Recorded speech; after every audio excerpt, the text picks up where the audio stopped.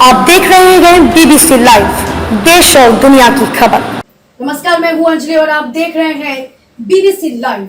तो चलिए शुरुआत करते हैं आज की प्रमुख खबर से। अल्पसंख्यक आयोग के सदस्य परविंदर सिंह पहुंचे गोरखपुर, जमकर की योगी सरकार की तारीफ। आयोग के सदस्य सरकार परविंदर सिंह के गोरखपुर पहुंचने पर सिख समाज ने उनका जोरदार स्वागत अभिनंदन किया, जिसके बाद एक होटल में आयोजित पत्रकार वार्ता में उन्होंने योगी और मोदी सरकार की जमकर तारीफ की। उन्होंने कहा कि उनका मकसद अल्पसंख्यक समाज के दायरे में आने वाले सिख समाज, सिंधी समाज और पंजाबी समाज की जन समस्याओं को सुन हल करना है।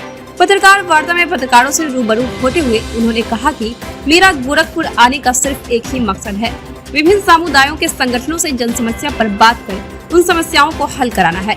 मदरसा आधुनिकीकरण, शिक्षकों के मानदेय बकाये को लेकर जब उनसे पूछा गया कि केंद्र द्वारा अनशन न मिलने से आधुनिक शिक्षकों की हालत बेहद खराब है, तो उन्होंने कहा कि इस संबंध में पूर्व में केंद्र सरकार से बात की गई थी, जिसके बाद मदरसा शिक्षकों को राज्य सरकार ने अनुदान दिया। उन्होंने कहा कि सरकार अल्पसंख्यकों के लिए बेहतर से बेहतर कार्य कर रही है। उन्होंने भाजपा अल्सर अल्पसंख्यक कार्यकारिणी के सदस्य अयूब अंसारी से कहा कि वे पत्र लिख कर दे, ताकि राज्य सरकार की तरफ से केंद्र से बात कर आधुनिकीकरण शिक्षकों के बकाया मानदेय को भी रिलीज कराया जा सके।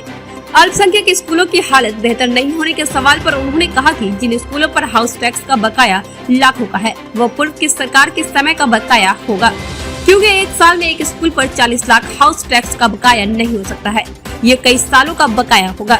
इसे भी धारा 14 के तहत हम बात करके हल करवाने का पूरा प्रयास करेंगे।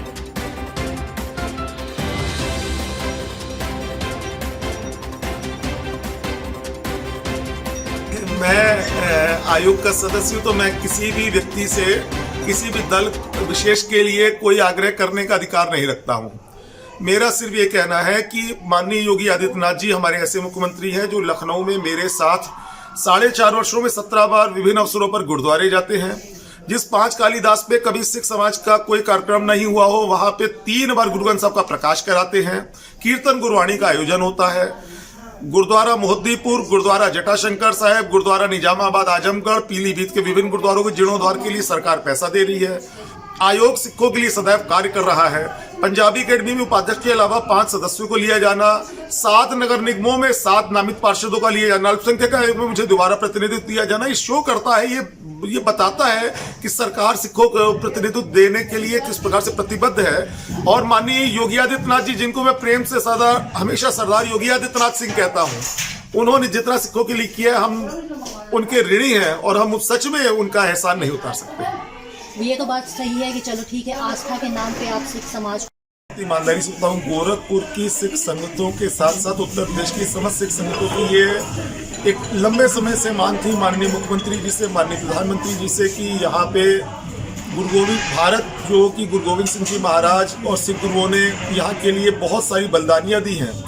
तो वास्तविक जो बाल दिवस है वो गुरु गोविंद सिंह जी महाराज की जो वीर साहिबजादे हैं, जो चारों साहिबजादे, उनकी शहादत को नमन करते उनकी स्मृति में मनाया जाना चाहिए और माता गुजरी जी को समर्पित होना चाहिए। तो इस निमित्त हम लोगों ने पिछले वर्ष मुख्यमंत्री आवास पे साहिबजादा दिवस का आयोजन किया था, उसी श्रृंखला में इस वर्ष भी किया था। और आदरणीय योगी आदित्यनाथ जी भारत के पहले ऐसे मुख्यमंत्री हैं जो साहिबजादा दिवस को आयोजित करने का जिन्होंने काम किया। भारत में पंजाब एक सिख प्रांत है जहाँ की सिख बहुल आबादी और सिख मुख्यमंत्री होता है, लेकिन वहाँ पे इस प्रकार का कोई भी कार्यक्रम नहीं किया जाता है। इस अपवाद स्वरूप भारत के एकमात्र यशस्वी मुख्यमंत्री उत्तर प्रदेश के आदरणीय योगी आदित्यनाथ जी इसको प्रतिष्ठा बनाते हैं। लोकसभा में जो उन्होंने वादा किया था कि बाल दिवस गुरु गोविंद सिंह जी महाराज के बच्चों के, उनके साहिबजादों की स्मृति में होना चाहिए, उसको पूरा करते हैं। और उसी से प्रेरित होकर माननीय प्रधानमंत्री जी ने वीर बाल दिवस की घोषणा की है। सिख समाज माननीय प्रधानमंत्री जी का, माननीय मुख्यमंत्री जी का हृदय से आभार ज्ञापित करता है और उनके लिए अपनी कृतज्ञता प्रकट करता है। तो ये माना जाए कि 2022 विधानसभा चुनाव। खबरों में अब तक लिए बस इतना ही। मिलते हैं फिर ऐसी ही किसी बड़ी खबर के साथ। तब तक के लिए नमस्कार और देखते रहिए बीबीसी लाइव।